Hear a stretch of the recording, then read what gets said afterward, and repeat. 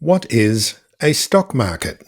A stock market is a marketplace where people buy and sell shares or stock of companies. These shares represent a small piece of ownership in the business. Hi, my name's Phil Muscatello and this is Shares for Beginners, where I like to simplify investing so you're not intimidated by fast-talking financial spruikers looking to take a cut of the action of your hard-earned dosh.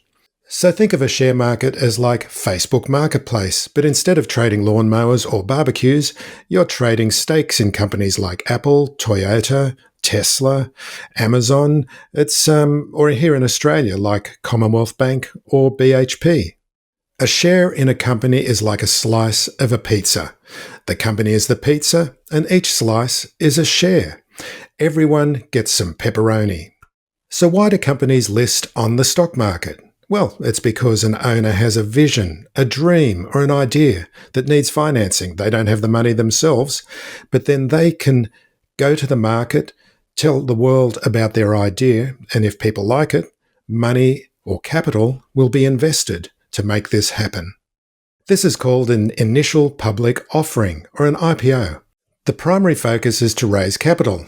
Once the capital is raised, then the stock moves on to the stock market, where the shares are passed around the field like a football. Let's look at a real-life example. Amazon. Back in 1997, it was just an online bookstore, a small startup with big dreams. When it went public on the Nasdaq, it raised $54 million by selling shares at $18 each. Now fast forward to today, and Amazon is a global giant, selling everything from books to cloud computing services, and it's worth over $1 trillion.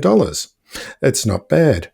Its stock has soared thousands of percent since that IPO, showing how a small company with a big dream can use the stock market to fuel massive growth. Some cynics think that an IPO is like a payday for the founders, cashing out while new investors risk losing money if the shares drop. And sure, history has plenty of examples for that, and it's something to watch out for. You don't want to end up investing in what's known as a lifestyle company. But when done right, an IPO lets a company raise capital to fuel growth, like entering new markets or launching products. By selling shares, founders share ownership, inviting investors to join the journey and potentially profit as the business grows into a market leader. Today, there's major stock markets in every major country, like the New York Stock Exchange in the US, the Tokyo Stock Exchange in Japan, and the London Stock Exchange in the UK. I like how they're known as bourses in Europe. It's nice to have a slightly different name there. Most trading happens electronically now, but the idea is the same. It's where ownership changes hands in companies. Now, I just wanted to quickly look back at my own investing journey. I've been around for a long time, and when I first bought my first share in a company, I actually went to a stockbroker's office, and this stockbroker explained to me about a company that he thought I might be interested in investing in. I said, okay, let's do it. He wrote it down on a piece of paper. And I think this would have been around about 1990. So I gave the piece of paper to someone who left the room. I think there was a bit of electronics happening in those days. But anyway, it turned out to be a good investment, and I sold and made a profit a few months later. Maybe that's not a good thing, because you don't want every investment to do well, because that's not how it works in the real world. But anyway, that's for another podcast episode. Now, before we go any further, I just want to clear up something, is that not all companies are listed on stock markets. There's private companies as well. For example, SpaceX is a private company. Not everyone can share in this.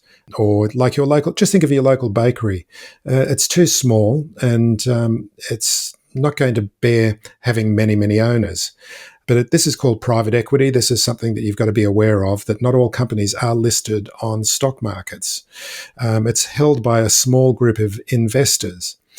However, going public onto a stock market lets companies raise more money, but it comes with stricter rules and transparency. Let's do another history lesson. Stock markets aren't new. They've been around for centuries. The world's first true stock market was born in Amsterdam in 1602 with the Dutch East India Company. They issued shares to fund risky voyages for spices and goods, letting everyday people invest in their success. Although, would it be everyday people? I think it would have been people that would have had money as well. But this is where the Amsterdam Stock Exchange started. People can buy and sell shares in these enterprises and share in the profit that came from spices coming from the Spice Islands, for example. That's 400 years ago, actually over 400 years ago. The New York Stock Exchange was established in 1792. A group of traders signed an agreement under a tree on Wall Street, and that's where that was born.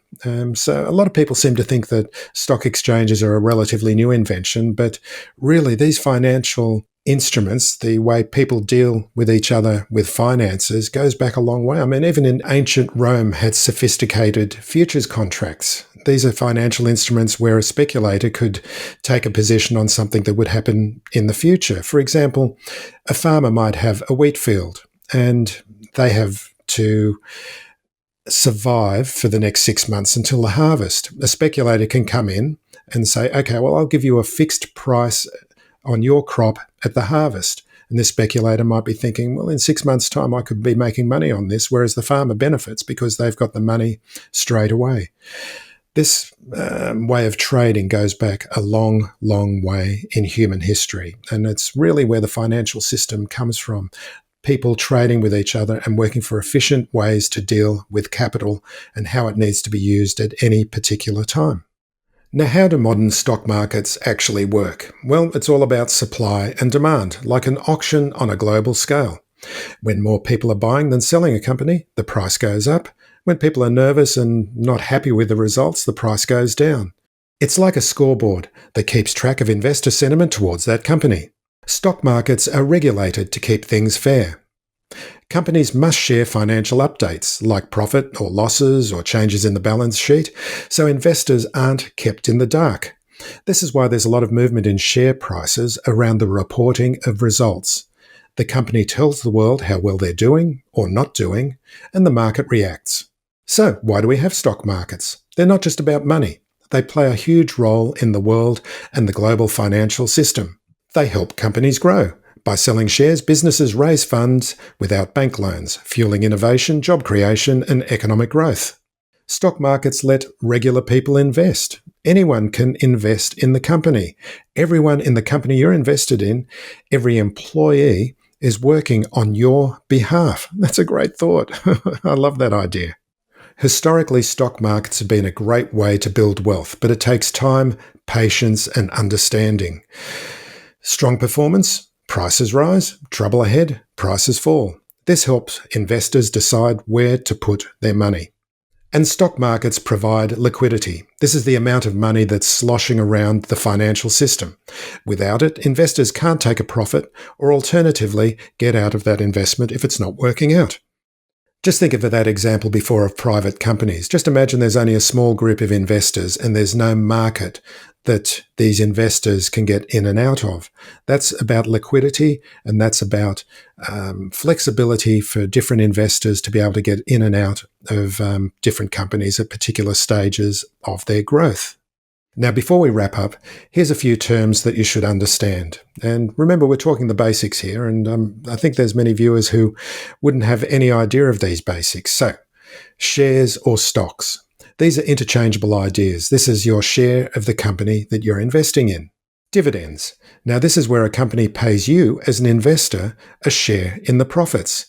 Again, this is what's known as capital allocation.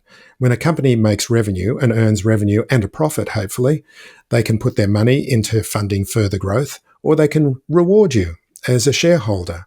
And this is a different situation in different markets. There's different emphases depending on the market that you're in, but it can be a great way of generating income for you as an investor. Broker. Now, that's a person or a platform that facilitates your purchase of shares on the stock market. Most of the time, it's electronic these days, but it can be a full-service broker who is actually giving you advice as well to help you in your investment decisions. Now, we've all seen the bull at the end of Wall Street in the photos. That means bulls for bull market. A bull market when all the prices are going up. There's a lot of euphoria around the market. People have confidence in the economy and that companies are going to benefit from this economic situation, which is providing a lot of liquidity in the system. The opposite is a bear market. That's like when all the bears go and hibernate. It's when everyone takes their money out of the stock market and tries to put it into a safer investment, say like gold or real estate. And then there's the term portfolio, and that's the group of companies, or could be ETFs, that you own. You have a portfolio of investments. I hope you take away something from this. I want you to walk away from this understanding a little bit more about how your money is invested. Go to your 401k or your pension plan or your super here in Australia. Have a look at how your money is allocated, because this will give you a bit more of an understanding about the allocation of money and your portfolio and what part the share market or the stock market plays in it. Remember to listen to the words. Let them wash over you. If you don't have financial knowledge, you're not going to be able to resist the temptations of get-rich-quick schemes or be able to talk to a financial advisor with any authority. Understanding money, how it's invested, is so important because this is your money and you want to invest it well. Knowledge compounds and your ability to grow your wealth can grow over time. Thanks for watching. See you next time.